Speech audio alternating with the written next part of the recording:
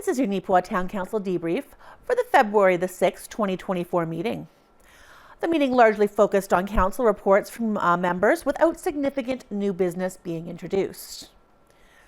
Updating policies and procedures seemed to be the order of the day for many groups, including the Sayward Estate Trust Fund Committee and the Yellowhead Centre. It's budget time for others, including Westlake Employment Services and the County Courthouse building, both of which are looking for new ways to secure additional funding. The Rossburn Subdivision Trail is planning a special biking and fun run event at the Rossburn end of the trail, and Councillor Nadeau suggested the town might plan something similar at the Neepawa end. Councillor Parrott reminded everyone that the clinic's annual Farm and Leisure Lottery is fast approaching, which is a major source of funds for the organization. He also updated Council on several recent meetings with provincial representation regarding aspects of the new hospital, including the transition from the current physical location, staffing, training, and traffic impact. Department reports, or council reports, I should say. Council reports. Councillor Costin. This afternoon, Councillor Sicily and myself met with the Sayward Estate Trust Fund Committee. It was a very short meeting, really. We just wanted to discuss a few things, a review of the disbursement policy and procedures. They just had noticed that maybe we should do some refining to it. So there will be a motion that we'll be requiring quotes for the possible purchases at the time of the report, and then receipts for the actual purchases at the time of disbursement. It just wasn't really, there was really nothing. We had quotes and purchases, but nothing of the specifics, so now we're just asking that be done at the time so we can see what it's all going for. Yeah, no, that's good. Yeah. And they had some numbers that they gave too that was kind of interesting. In 1997, it was 620,000, I believe, is what out of the amount of the million that was left. And last year we had 1.22 million. This year we have 1.34 million. So it's grown quite a bit. Yeah. So it's nice to see. Yeah, no, it's excellent.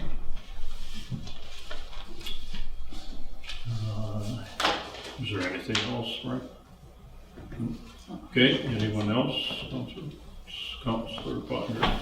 On January 29th, we had a Yellowhead Community Rec Center meeting. It was a long meeting. Basically, we're just trying to get a grasp on some of the policies and procedures and a handle on the financials.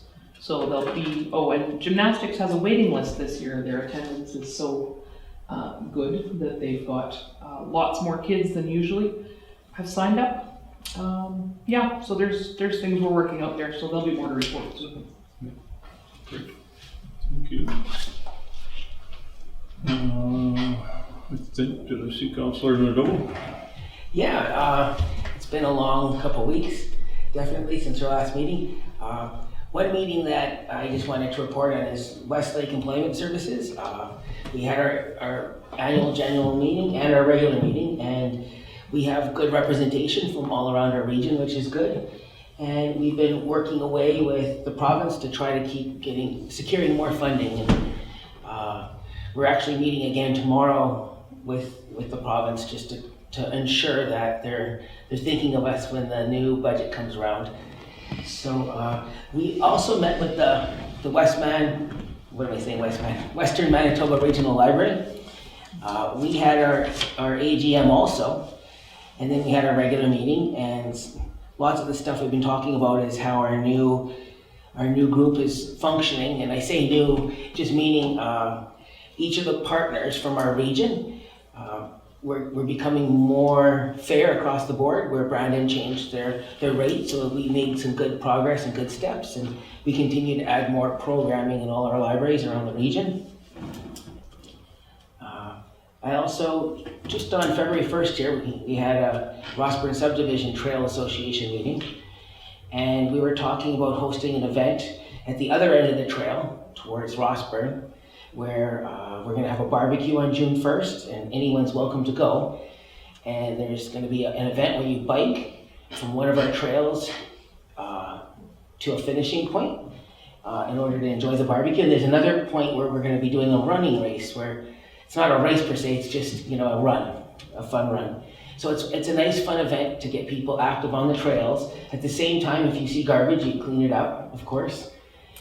Take it with you. People will bring some bags, and we're going to meet all back at the water tower down by Rossburn, and we have a nice barbecue there. But that could be an event that, if we're interested in hosting at our end of the trail, we're able to do. So we'll have to talk with the rec director and recreation here. This could be an event because we're the end of this side of the Rossburn Trail. So it'd be nice to have us finish at the bike park or something. That would be a really good event. But there is funding available for that, so that would be really good too. We could get a good sponsorship. Those are the main points from those different meetings, those 5 different meetings. Thank you. Okay, thanks, Jason. Deputy Mayor Parrott. Okay, we had our clinic meeting, and I guess the big takeout from that is we have our Farm and Leisure Lottery coming up. So once we get some more details on that ready to roll, we'll be starting to sell tickets. On January 19th, Prairie Mountain Health came here and we had what's called a stakeholders meeting, and we invited 12 different leaders from the community, and they had an hour-long session with CAO Schoombart and our mayor, and discussed all the different issues that are involved with the transition to the regional hospital coming up, the old hospital, and healthcare in general here. Of course, on the 22nd of January, we had our premier come to our wonderful town with 2 ministers and I believe 5 MLAs. We spent the greater part of the day with them and toured the new training center, which we did the grand opening for. And because we are a non-partisan municipality form of government, we are always dealing with the government of the day, which is why we had our premier and our MLAs, etc. there. And we also ended up with a tour of Touchwood Park, the new day program facility, which they were able to do a really good presentation on some of the needs that the province can help with. And we met with the highways on the 23rd to deal with the effects that the hospital and the vocational school are going to have on our town and the highways. And on the 24th, we met with the CFO for Prairie Mountain Health, dealing with the regional hospital and some of the issues on that. And I would like to give a shout out to a fellow called Gary Delgarno. He's a retired fellow. He used to work for the Arm of Wallace, and he managed the rural water lines there. And he was on the Manitoba Water Services Board, and he spent the greater part of an hour telling me all about rural water lines, which, of course, the town of Neepawa hosts the water supply for 2 of the municipalities in our area here. So it was a very educational time, and I appreciate it. Okay. Thanks, Murray. Councillor Gerard. Yes, on January 31st, beautiful Plain County Courthouse, we met as a group. We are starting our budget process for 2024, and we're delving into a whole bunch of issues, some major maintenance issues that are going to have to occur at the building. And among the budget, we're also discussing some of the funding models there, and possibly looking at employing someone to help write some grants so we can upkeep the facility. So. Manager of Operations Denise Sakay reported on the havoc that the mild weather has been having on and continues to have on town operations, particularly around potholes, but also delay of some work due to soft ground and the closure of the outdoor rink. Staff training in various areas has been progressing, and several people have managed to upgrade their certifications during the winter season. Manager of Operations, Denny. Thank you, Randy. So it's been somewhat of a slow start because the weather's been pretty mild. That being said, it's kind of wreaking havoc on Summer Street with some new potholes and ice and melt and steaming, which is not quite common in February or January. But staff have been staying on top of it. I think doing a pretty good job. and managing to get most of this water flowing and trying to appease any of the locations where we're seeing some lakes develop and moving some drains around. So that being said, we're just ensuring that we've got enough cold mix for any of the potholes that keep surfacing up on us, and some of a losing battle, but we got to do something with them. So we'll keep filling them up and hopefully we can get something a little more stable in there come spring and summer. We had our first kickoff meeting for Project 1733, so that is the second phase of the servicing for the hospital site. Rob Smith and Son were awarded that tender, so we met with Rob Smith and Son and their associates, and Manitoba Water Services Board had the representation in our engineering staff. So we highlighted that, went over their schedule for their works. Everything seems good, so everyone's happy. Their contract documents are signed, and they've already started fusing pipe, and I believe they're starting to drill stuff pretty soon here. So, unfortunately, the thaw is kind of confusing or throwing a bit of a wrench in the work that's supposed to happen in the golf course. We'll have to ensure that we don't do any damage when we traverse across some of those areas.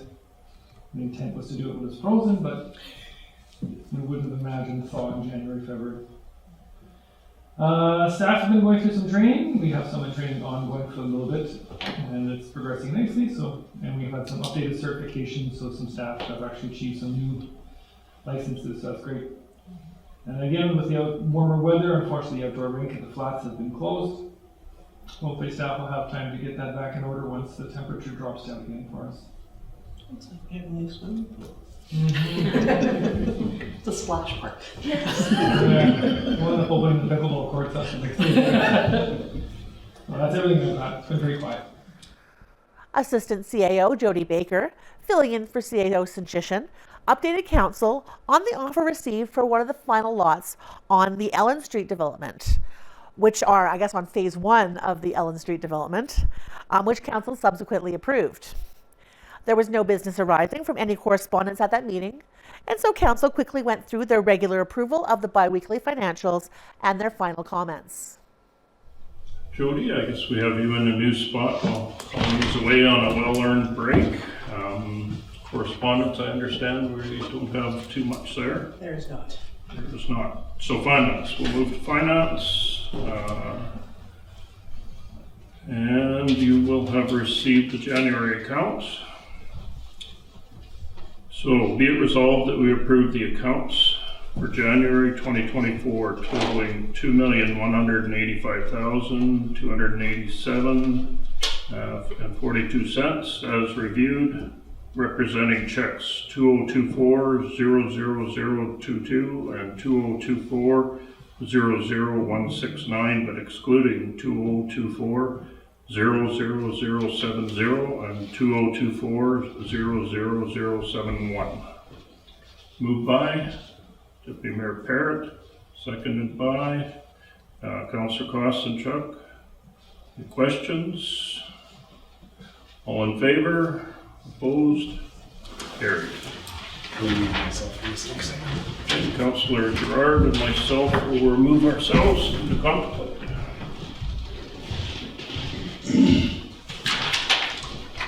Okay, we have the resolution. Be it resolved that we approve check 2024-00070 to 2024-00071 for January 2024 to Home Hardware and Neepawa Gladstone Co-op, totaling $6,933.69. Moved by Councillor Sicily, seconded by Councillor Pottinger. All those in favor? Carried.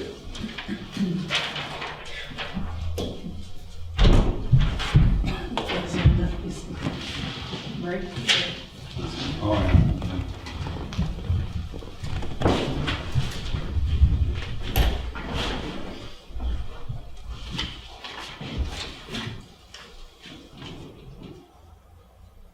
Okay, and so Westlake Employment Skills and Services. This is just in follow-up to Westlake's letter of our last meeting requesting renewal of a board member, and this resolution is just reappointing Councillor Newton. Okay, any questions on that? If not, be it resolved, we renew the appointment of Jason Nadeau to Westlake Employment Skills and Services Center for 2024. Moved by Councillor Pottinger, seconded by Councillor Kostenchuk. All in favor? Opposed? Carried. Thank you, Jason.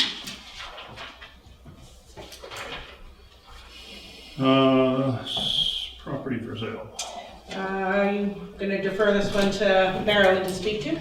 So this is an offer for the sale of Lot 3, Plan 62361, which is 400 Ellen Street, which is one of the Phase 1 of our Ellen Street development for sale. The balance to be paid February 29th, 2024, and the house to be built in quick order. There will be a development agreement, as always, that the house will be constructed within 2 years. One lot left. One lot left Oh, in Phase 1. Phase 2, hence. okay, thanks, Marilyn. So the motion reads, be it resolved that we approve the sale of Lot 3, Plan 62361, Roll 83270, 400 Elm Street to Gabriel Minot for $45,000, subject to the terms of the development agreement. Moved by Councillor Gerard, seconded by Councillor Nadeau. All in favor? Opposed? Carried.